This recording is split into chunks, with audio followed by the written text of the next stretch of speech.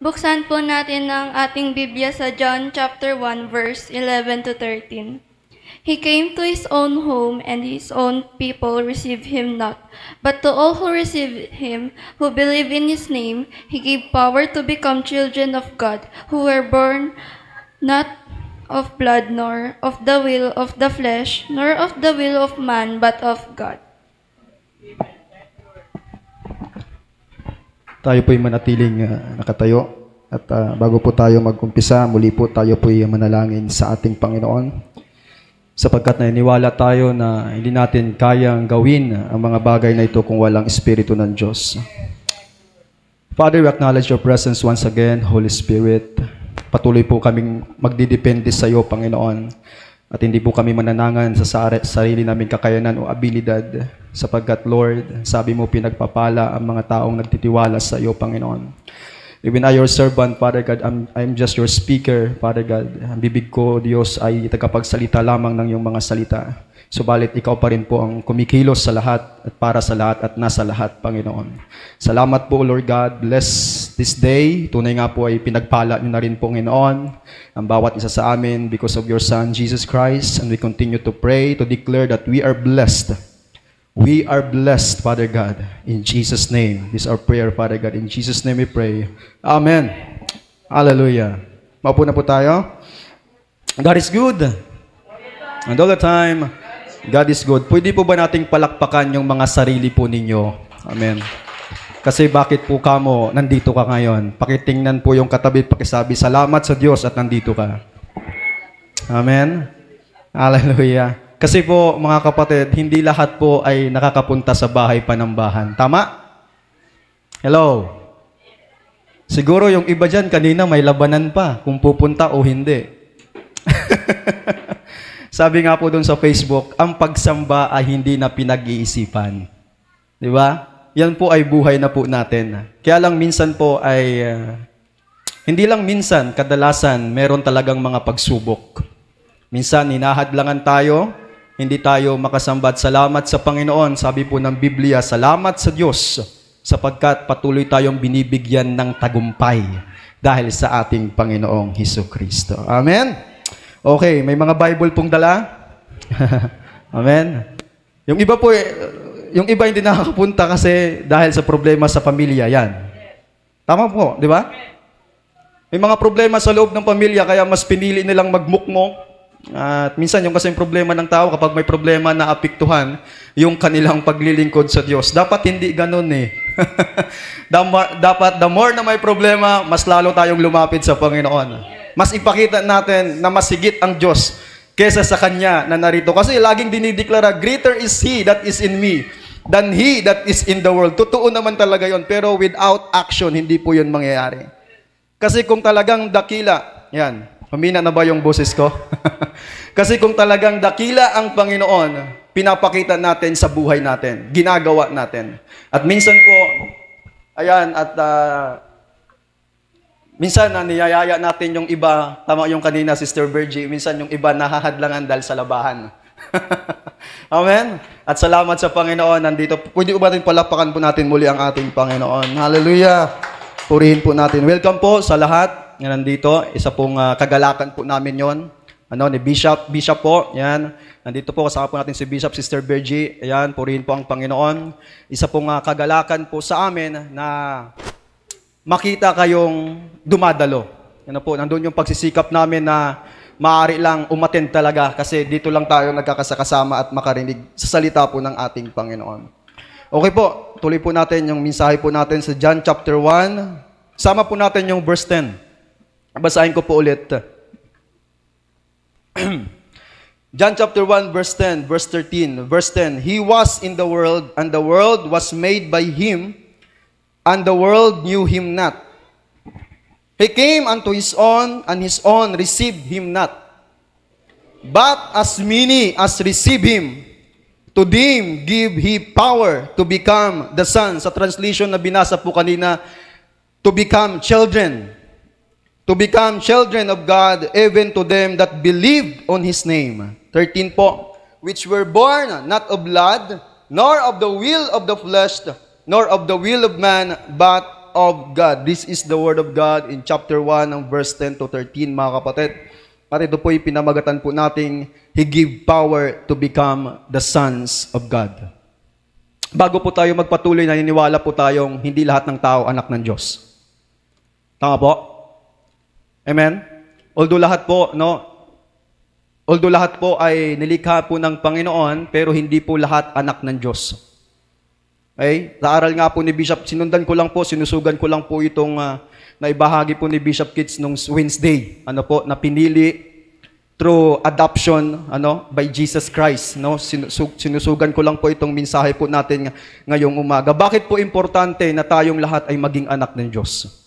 Yan, makikita po natin yung blessings, mga blessings na maaaring maranasan kapag ang isang tao ay maging anak ng Diyos. Alam mo, sa totoo lang, ang tao po ay pwedeng mag-claim na sila'y anak ng Diyos. Kahit ang nasa relihiyon, pwede nilang sabihin anak sila ng Panginoon. Diba? Pero dito po mga kapatid, dito po sa katwiran ng Panginoon at ayon sa Biblia, makikita natin kung sino ba talaga yung mga totoong anak ng Diyos. Alam nyo, hindi lang pwedeng ideklara ng bibig, pwede yang makita sa buhay. Yung pagiging anak po natin, o yung mga taong nagsasabi na sila ang anak ng Diyos, ay hindi lang yang basta sinasabi, yan po ay nakikita sa buhay. Sapagkat dito po makita natin, meron pong blessings ang pagiging anak ng Panginoon. At kapag napag-uusapan po natin yung word na blessings, kanina po sa awitin, hindi lamang sa usapin na material. Hello? Yung kasi usually, kapag alam nyo po yung tao kasi, kapag sa usapin na pagpapala, ang nasa isipan agad natin, oy material, oy pera, oy magkakaroon ako ng ganito. Ganon yung mentalidad ng tao.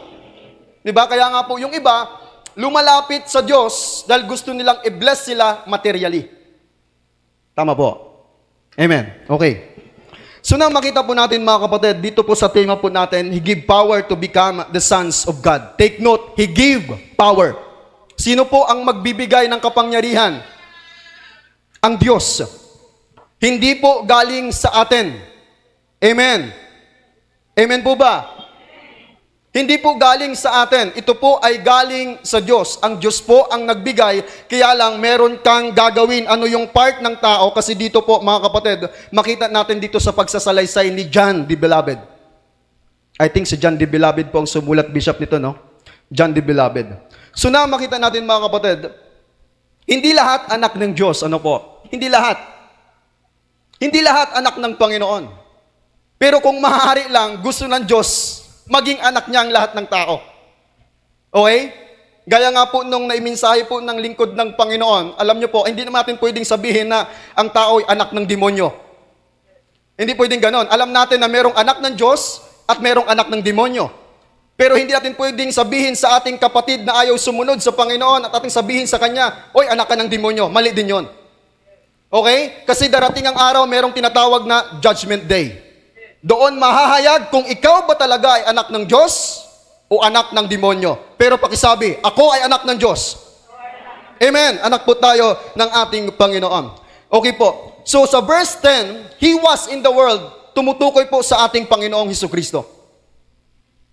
Si Jesus po noong unang panahon, mga kapatid, although wala na po dito yung physical na katawan ng ating Panginoon, pero sa history ng Biblia, dumating si Kristo, ang sabi ng Biblia, nagkatawang tao in verse 14. Amen. Hindi man nakita ng ating physical na mata, but by faith, naniniwala tayong dumating siya. Okay? Ayon sa sinasabi ng Biblia, sabi doon sa verse 10, He was in the world, and the world was made by Him. Kaya nga doon sa pinakamataas na verse, sa verse 5, ang lahat ng bagay sa mundo, ang sanlibutan, ay nalikha sa pamamagitan ng salita. He was in the world, and the world was made by Him, and the world knew Him not. Kahit dumating si Kristo, hindi siya nakilala ng mga taga-sanlibutan. Sila pa nga ang naging dahilan kung bakit napako si Kristo. Amen? Tayo pa nga ang naging dahilan. O, pwede natin sabihin, tayo pa nga ang naging dahilan kung bakit napako si Kristo sa krus. Okay? Then sa krus, meron pang nangungutya sa Kanya. Sige, kung ikaw ang anak ng Diyos, bumaba ka nga dyan. Iligtas mo ang iyong sarili. Ibig sabihin, hindi nila nakilala ang lumikha sa kanila.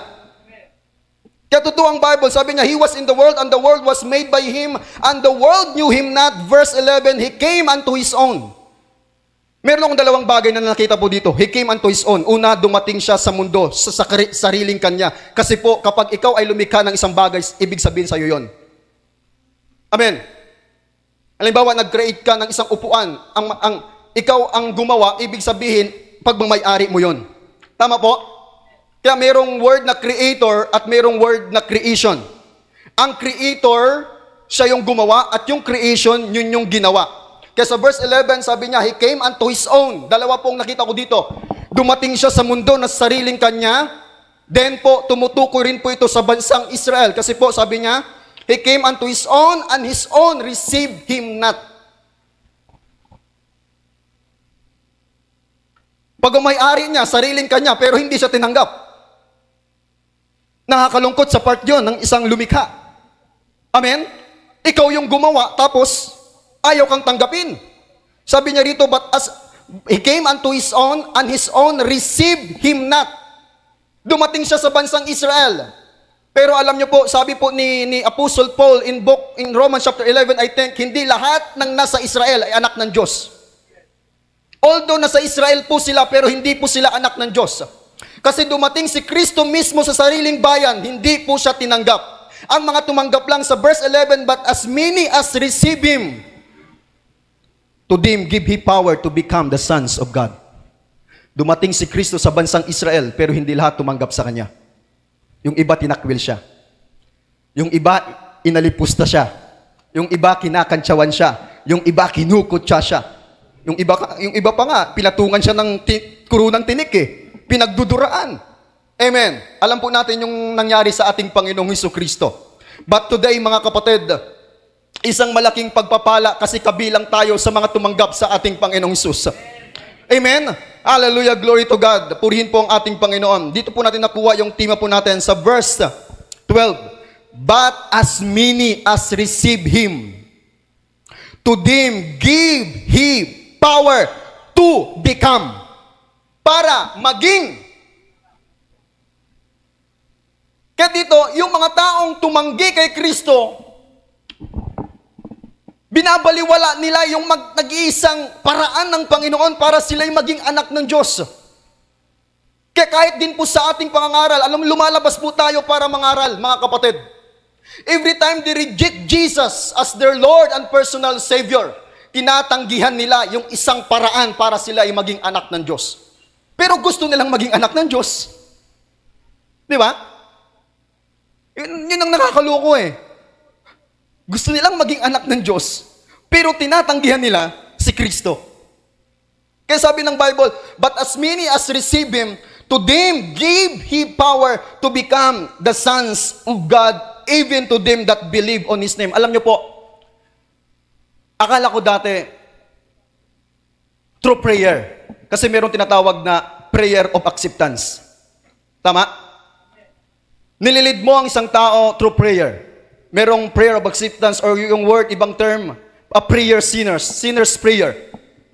Alam niyo po, sa journey po natin bilang isang Kristiyano, maraming tumanggap sa Panginoon pero hindi lahat nagpatuloy. Kasi alam niyo po, kahit patanggapin mo ang isang tao through prayer, pero kung hindi siya nanampalataya sa kanyang puso, kasi dito, sabi dito, but as many as receive Him, to them give He power to become the sons of God, even to them that believe on His name.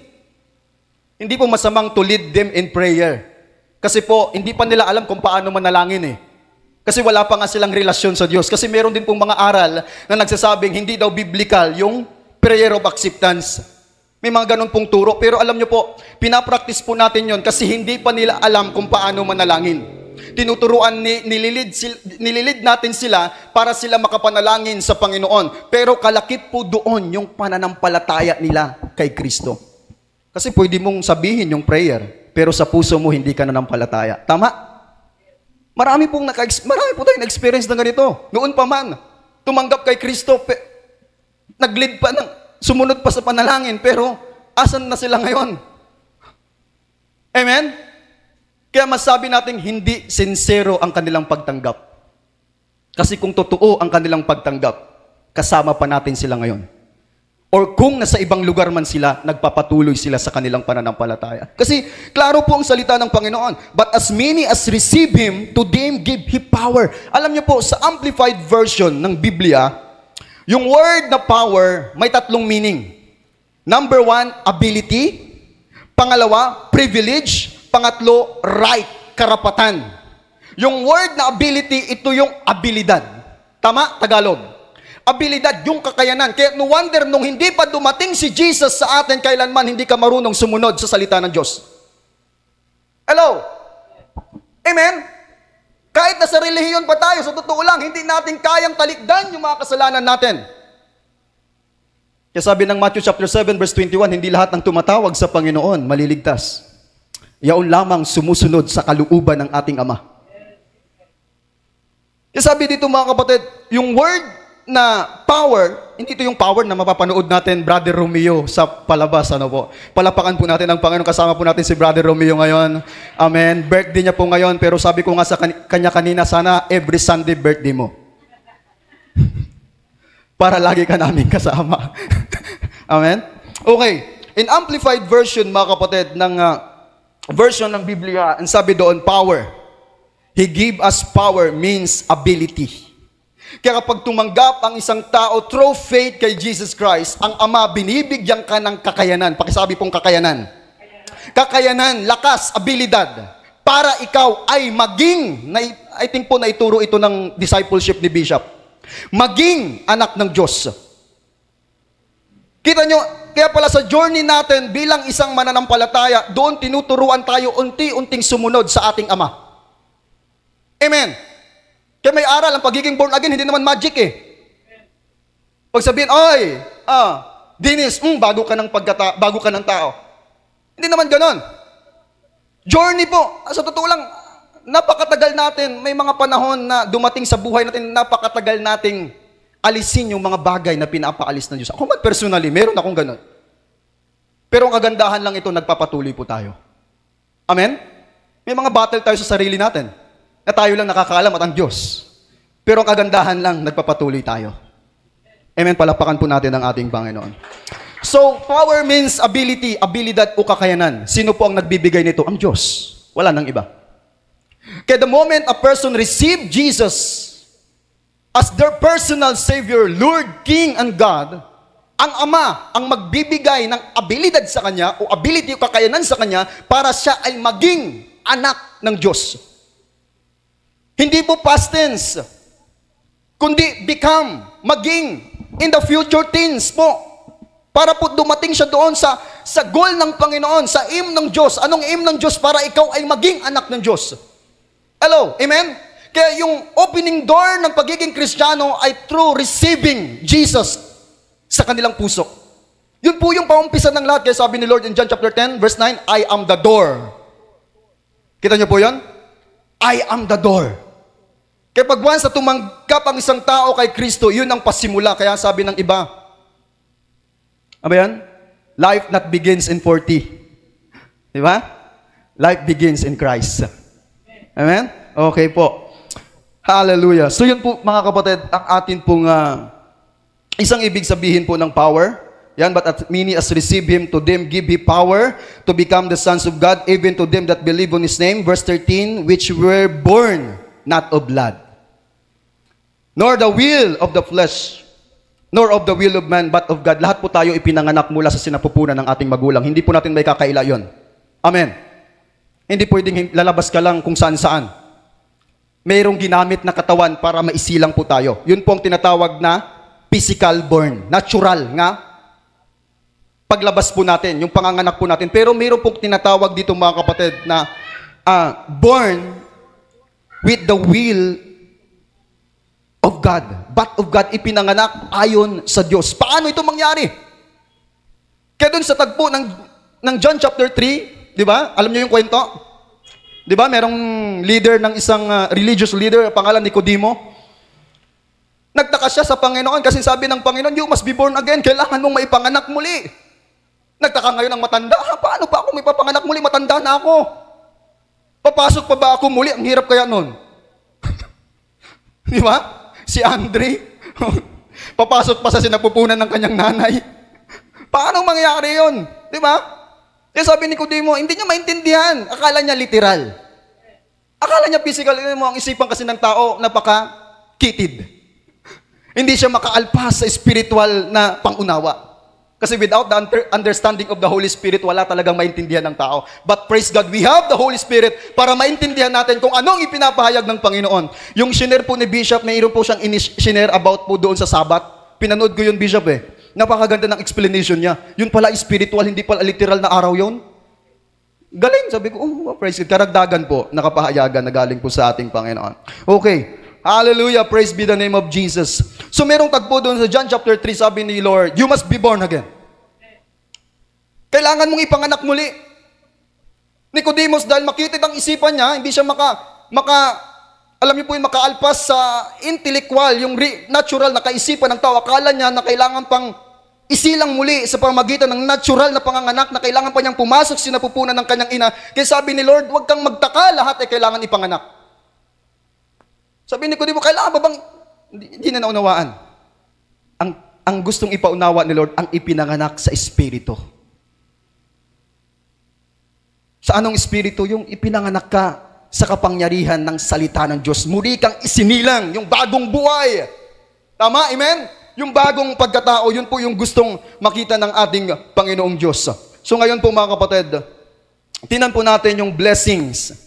The blessings of being a children of God. Number 1. Kasi lahat tayo tumanggap sa Panginoon. Amen? Pumalakpak po yung lahat ng tumanggap sa Panginoon. Ang sabi doon, to them, di ba? But as many as receive Him, to them He give power to become the sons of God. Makita natin yung kapangyarihan or yung blessing, hallelujah, ng pagiging anak ng ating Panginoon. Number 1, mga kapatid. Ephesians chapter 2, verse 18. Sabi po ng sumulat, by the power of the Holy Spirit, for through Him, meaning through Jesus. Ephesians chapter 2, verse 18. For through Him, we both have access by one Spirit unto the Father. Number 1, we have an access to the Father. Kapag ikaw ay anak ng Diyos, meron kang access papunta sa Ama. Alam niyo po, dati nung tayo'y makasalanan, yung panalangin natin, abomination sa harapan ng Panginoon. Kasuklam-suklam sa harapan ng Diyos. Sa totoo lang, kay Isaiah, hindi ko matanda kung anong chapter, hindi bingi ang Panginoon para hindi niya marinig ang iyong panalangin. Hindi maiksi ang kamay ng Diyos para hindi niya maabot ang iyong pangangailangan. Naging bingi at maiksi lamang ang kamay ng Panginoon dahil sa inyong mga kasalanan. Yun ang sabi ng ating Panginoon. But today, mga kapatid, dito yung blessing ng pagiging anak ng ating Diyos. Bakit? Malaya kang makapasok sa presensya ng ating Panginoon. Yung word na access, mga kapatid, tinignan ko sa dictionary, means permission. Pakisabing permission. The word access, meron kang permission. Bago ka makapasok sa isang lugar o sa isang tao, kailangan mo muna ng permit. Kaya bago ka nga magtinda, meron pang permit sa munisipyo eh. Di ba? May mga business. Pag wala kang permit, ay sigurado, hahabulin ka ng mga munisipyo. Ipapasara ka. Ganon. Kaya dito makita natin mga kapatid, yung word na access, kapag ikaw ay anak ng Diyos, malaya kang makakalapit sa Ama. Sabi niya, access means permission. Then liberty, kalayaan. Malaya kang makalapit sa Diyos. Hallelujah. Are you blessed? Hello, mga kapatid. Ang Diyos po nakikipag-usap kasi nagiging klaro ito sa atin. Amen? Kasi minsan po, kaya pala sabi ng, I think, Hebreo po yata yun mga kapatid. Ang sabi doon mga kapatid, we have boldness. Meron tayong, tawag niyan, ano ba yung word na boldness? Kapanatagan. Or, ano ba yung ano ng word na boldness? Confidence. We have a confidence to come to the throne of grace that we may find help in times of needs through Jesus. Kaya makita nyo, every time na meron kang pangangailangan, ang gagawin mo, mananalangin. Kasi alam mong tutugunin ka ng Diyos. Amen? Hindi ka mahihiya kasi alam mo yung katayuan mo sa harapan ng Diyos. Father, I receive your Son, Jesus Christ, and I will pray. Kaya sabi ng Panginoon, anumang hingin ninyo sa pangalan ni Kristo ay ibibigay ng Diyos. Humingi na ba kayo sa Panginoon? May hiningi ka na ba sa Diyos? Sabi ni James chapter 4, nagpapatayan kayo, nagsisiraan kayo, para lang makamtan yung isang bagay na gusto ninyo. Hindi ninyo makuha kasi hindi kayo humihingi sa Diyos. Hello? Minsan gusto na, ayun, may nakita ka na namang isang bagay na kapitbahay mo, uy, ang ganda naman nun. Kaya sabi ng isang preacher noon, may makita mo lang yung kapitbahay mo, may bagong freezer, gusto mo, bibili ka rin. Kahit wala kang pambili, ang gagawin mo, mangungutang ka. Para lang magkaroon ka ng ganong bagay. Kaya sabi ni James, chapter 4 po yata yun, mga kapatid. Yung iba nagpapatayan, nagsisiraan para lang makamtan yung isang bagay. Hindi nilang matanggap kasi hindi sila humihingi sa Diyos. At sabi pa na James, kung humingi man kayo, hindi rin ibinibigay sa inyo kasi ang paghingi ninyo ayon sa inyong kalayawan. Mali ang inyong motibo. Meron tamang paghingi. Amen. Pakisabang tamang paghingi. Meron pong tamang paghingi. So, number 1, mga kapatid, kung nagsusulat po kayo, sulat nyo po. The blessings of being a son of God or children of God. Number 1, we have an access to the Father, Ephesians chapter 2, verse 18, for through Him, meaning Jesus, we both have access by one Spirit unto the Father. Access means permission. Pangalawa, liberty. Pangatlo, ability to enter. Kita nyo yon? Ability to enter kasi hindi lahat nakakapasok sa presensya ng Ama. Hello?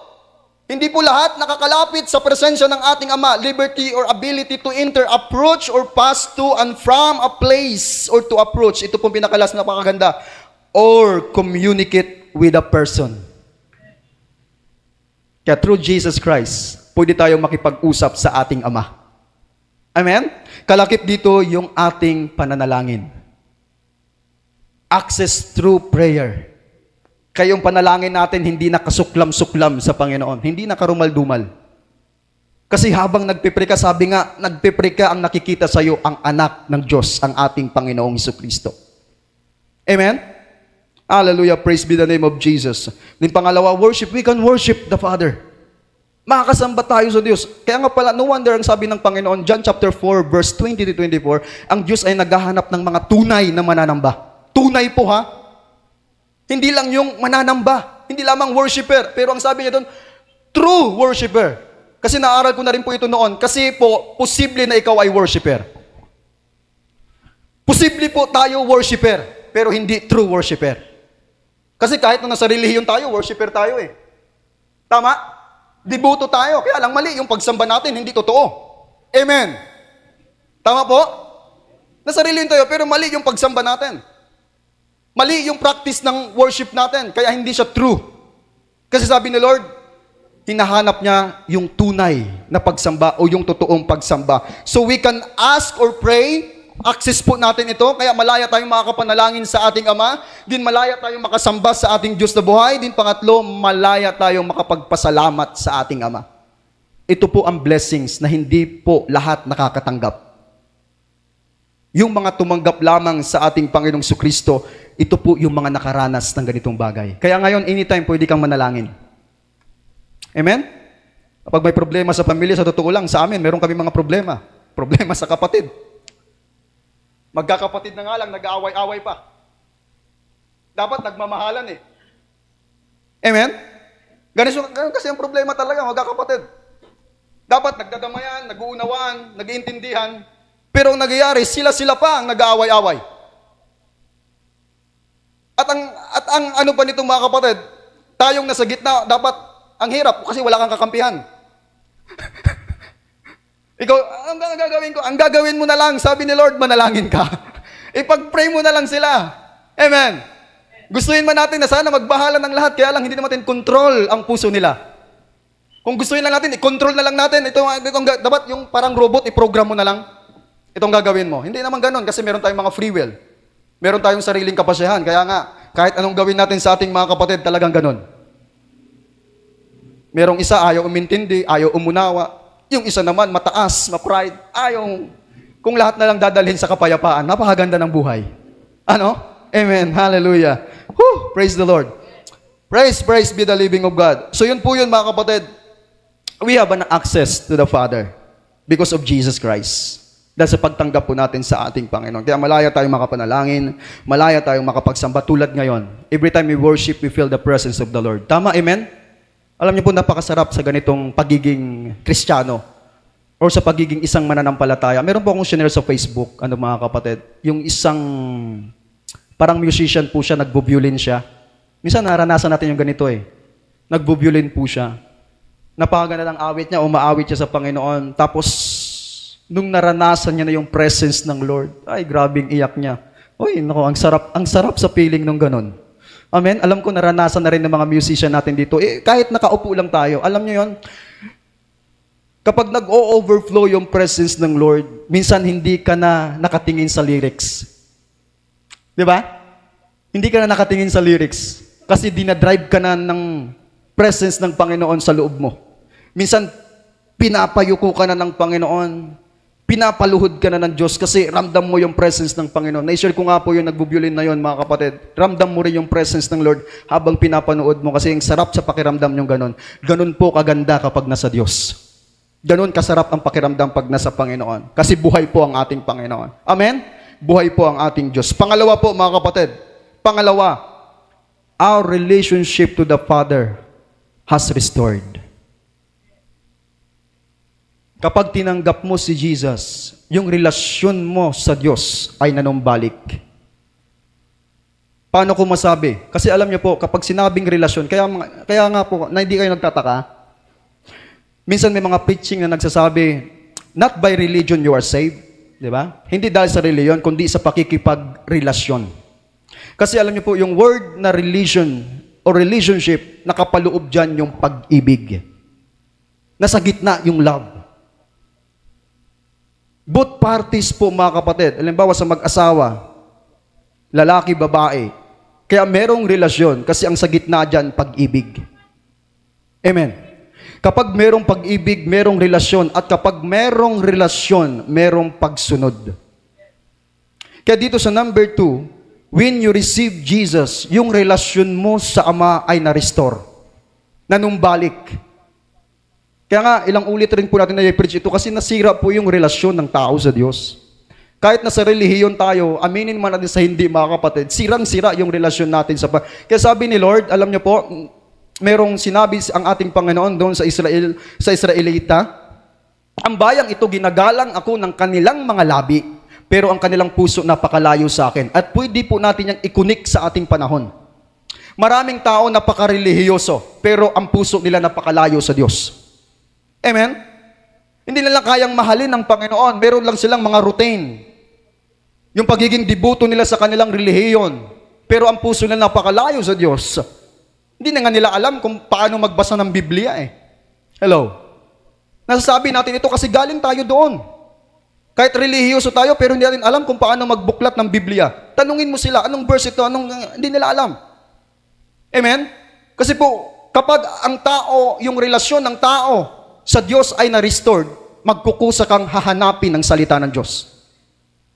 Bubuksan natin yung Biblia. Alam niyo po, kaya nga po, mayroong mga preaching, mayroong mga aral, read your Bible not by your religion. Read your Bible because of your relationship to Jesus Christ. Binabasa mo yung Biblia dahil meron kang relasyon sa Panginoon. Gusto mong pakinggan yung tinig ng Diyos. Gusto mong malaman ang ipinapahayag ng Panginoon. Amen? Yun po yung na-restore na yung relasyon. Kasi dati hindi tayo marunong magbasa ng Bible Tama po, Sister Maribik? Amen? Ganda ng gano'n net, Sister Maribik ko. Amen? Dati totoo lang, hindi tayo marunong magbasa ng Biblia, mga kapatid. Pero pag once na na-receive natin Jesus Christ, ang ating relasyon ay na-restored. Na-restore. There's a restoration. Kaya no wonder, ang sabi ng Biblia, He is the God of restorer. Amen? Siya ang Diyos na nagpapanumbalik, mga kapatid. So our relationship to the Father has restored. Kaya dito matututunan nating sumunod sa Panginoon. Kaya sabi ng Panginoon, John chapter 15, if you love me, keep my commandments. Pero ang taong hindi pa na-restore ang relasyon niya sa Ama, kahit anong pakinig niya sa salita ng Diyos, hindi niya kayang gawin. Alam niyo, dumadating sa kanya, meron po akong patutuo na ganito, meron tayong taong sinisiran. Ang pangunawa niya sa pagiging born again tulad nito, maraming bawal. Yun ang dumating sa kanya, ayoko niyan kasi maraming bawal. Kaya kapag sisiran mo ng salita ng Panginoon, ang dating sa kanya bawal. Ayaw niyang gawin kasi parang ang dating sa kanya bawal kasi gusto pa niya yung ginagawa niya. Kaya minsan dumating sa pangunawa ko kasi ganun yung pangunawa niya na maraming bawal at hindi niya kayang gawin kung anong ipinapagawa o salita ng Panginoon kasi hindi pa nakapanumbalik yung relasyon niya sa Diyos. Kasi kung totoo lang, kung nakapanumbalik yung relasyon ng tao sa Diyos, kung anong mapakinggan niyang salita ng ginagawa niya. Amen? Tulad sa isang anak sa ama. Minsan, kapag may utusan kang bata dyan, kapag hindi mo naman kaano-ano, minsan, di ba? Ang hirap mong sundin. Magtawag ka dyan, paghugasin mo ng plato. Hindi mo kaano-ano. Minsan, ay, ang hirap sundin. Pero kapag anak mo, mga kapatid, pero minsan ay mga anak, matigas ang ulo eh. Amen? Pero pag tama ang relasyon, mga kapatid, pag tama yung relasyon, sumusunod yan. Amen po. Amen. Okay. So, pangalawa po, mga kapatid, our relationship to the Father has restored. Napakaganda nito, mga kapatid. Pangatlo,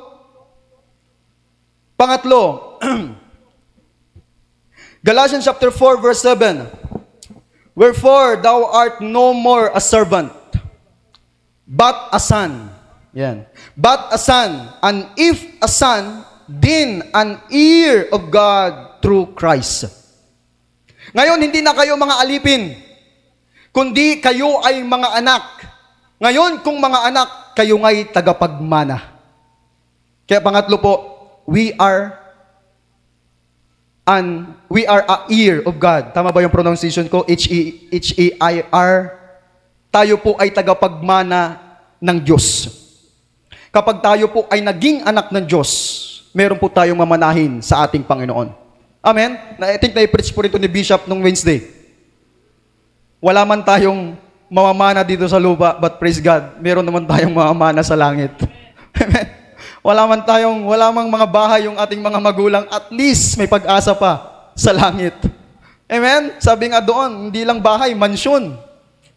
Mansyon ang ipagkakatiwala ng Panginoon sa atin. Mansyon ang ibibigay ng ating Diyos na buhay. So pangatlo po, mga kapatid, kapag tayo ay naging anak ng Diyos, magiging tagapagmana ka. Yung buhay na walang hanggan, ibibigay ng Panginoon sa atin. Hindi lahat mabibigyan, kasi hindi lahat anak ng Diyos.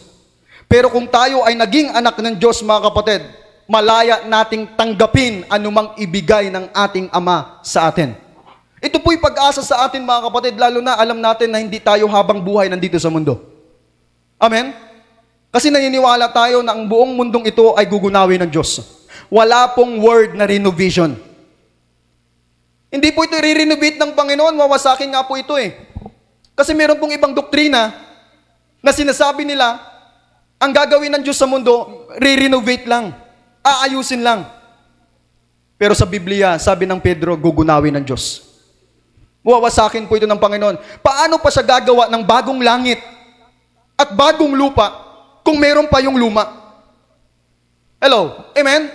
Ang Biblia sa Revelation, sabi niya, bababa ang Jerusalem.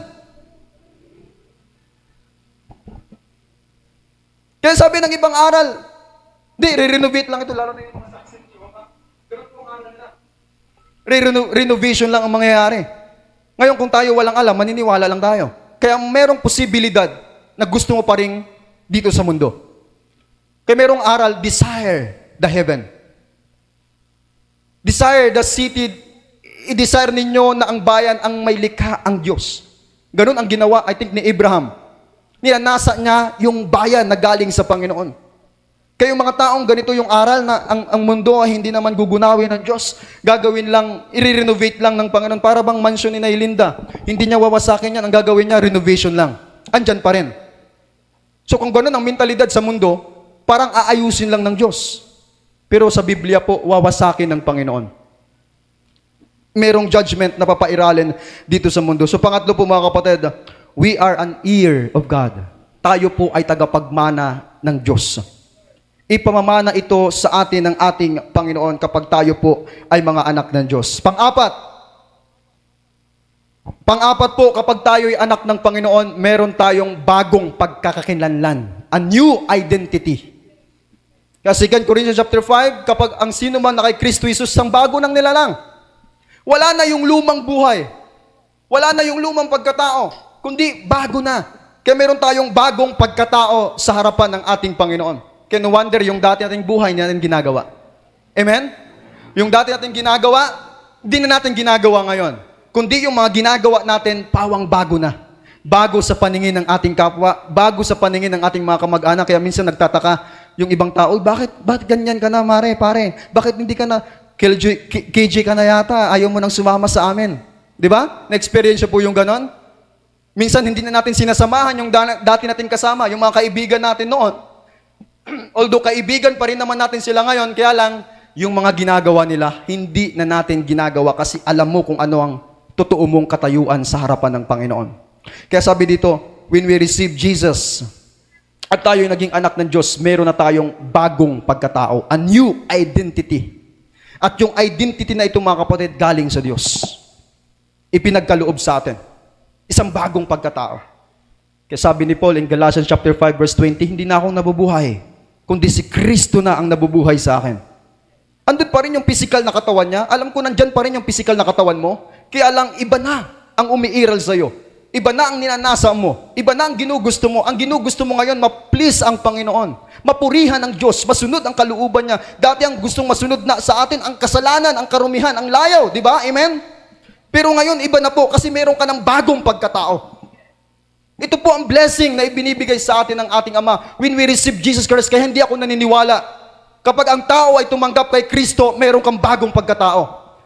Kaya naman may mga aral na kailangan mong talikdan ang lumang buhay kasi nga meron ka ng bagong buhay.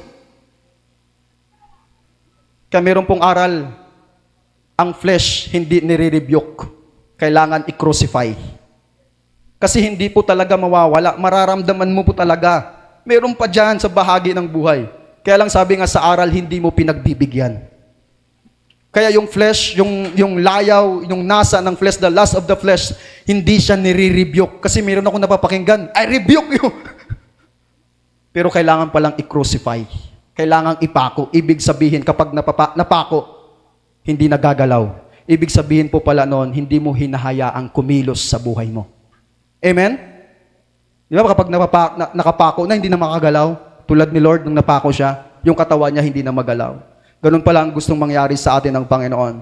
Hindi na papairalin yung lust of the flesh, yung nasa, yung gusto ng katawan. Kasi magkalaban po yung laman at ang espiritu.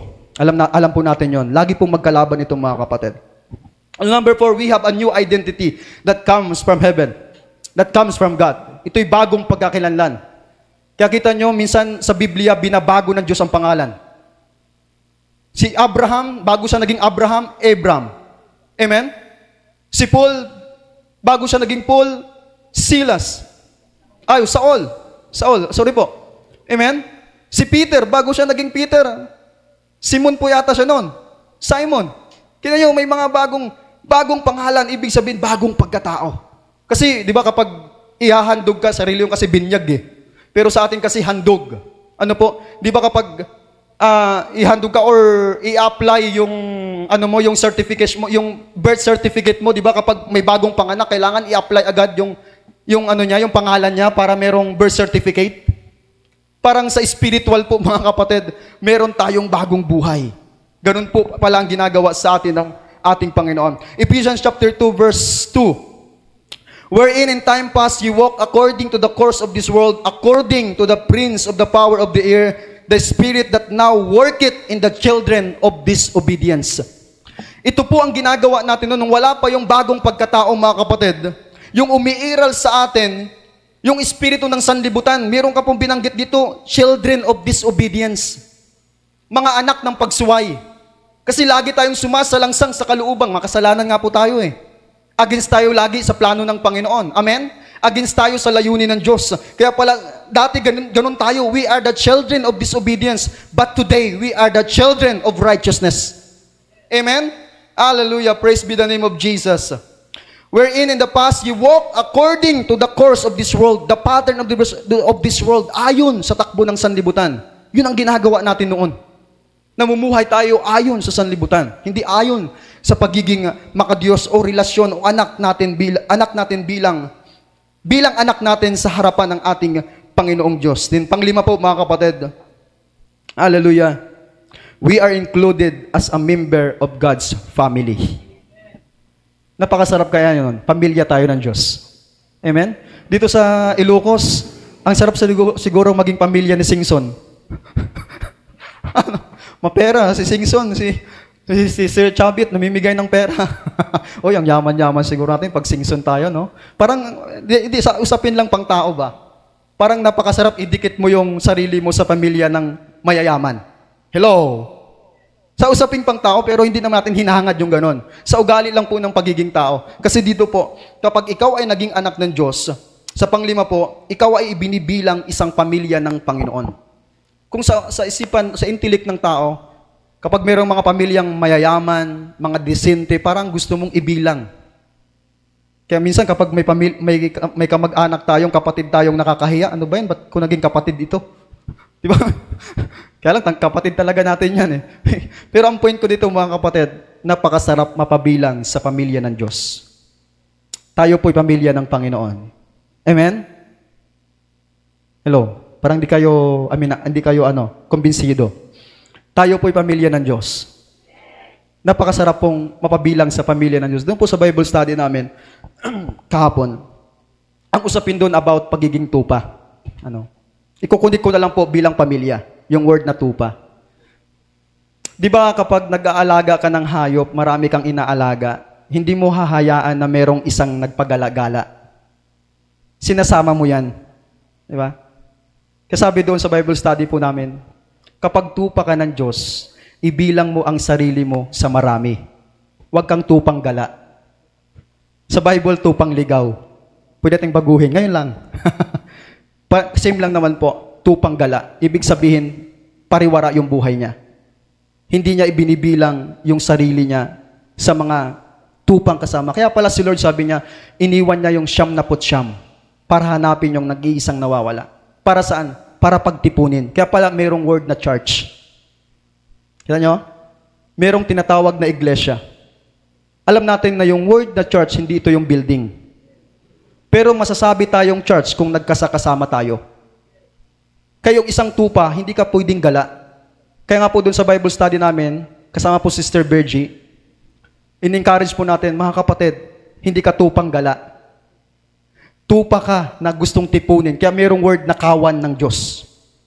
Merong mga simbahan nagkiklaim na kailangan yung pumasok sa kawan ng Panginoon. At tayo po'y may confidence na tayo po ang totoong kawan ng Diyos. Kiniklaim nila na sila yung kawan. Kailangan nyo yung umanib, sumapi. Kailangan nyo sumama sa kawan ng Panginoon. Pero tayo po, meron tayong confidence that tayo po ay ang kawan ng ating Panginoon. Hindi po masabing kawan kung nag-iisa ka lang. Sa pangingisda po, kapag lumalaot kami doon sa Samar, sumasama po ako dati ng ingisda, hindi mo po masasabing kawan yung nag-iisang tulingan lang. Hindi po yan kawan.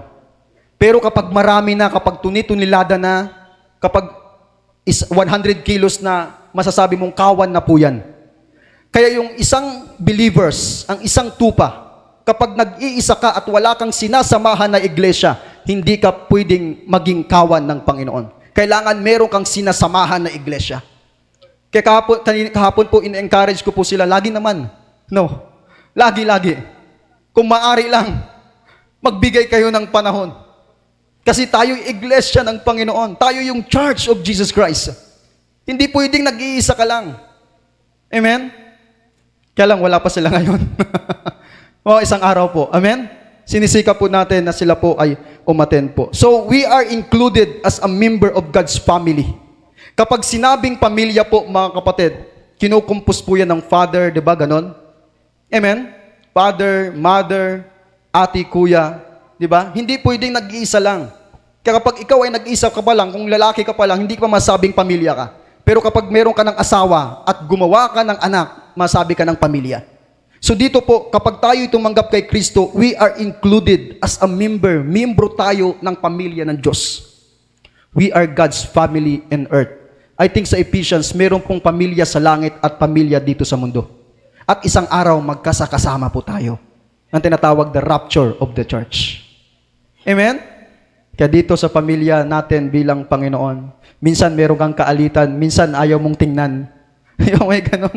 Minsan ayaw mong kausapin. Kapatid, pagdating sa langit, wala ka ng dahilan doon kasi tayo rin ang magkikita doon sa langit. Amen? Kaya may aral po na dito pa lang sa lupa, pinapractice na natin kung ano yung ginagawa natin sa langit. Amen?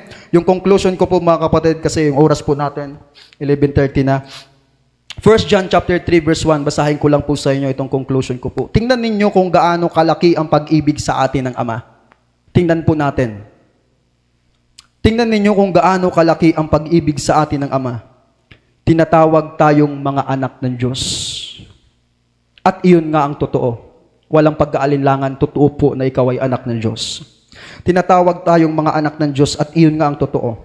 Ang dahilan kung bakit hindi tayo nakikilala ng mga makasanlibutan ay hindi nila kinikilala ang Diyos. Verse 2, mga minamahal, mga anak na tayo ng Diyos ngayon, ngunit hindi pa nahahayag ang magiging kalagayan natin. Ngunit alam nating sa pagdating ni Kristo, tayo'y magiging katulad niya, sapagkat makikita natin kung sino talaga siya. Sa verse 3, kaya't ang sino mang may ganitong pag-asa kay Kristo ay nagsisikap na maging malinis tulad niyang malinis. Ito po ang ebanghelyo ng ating Panginoong Diyos. We are the sons and daughters of the Most High God. Palakpakan po natin ang ating Panginoon.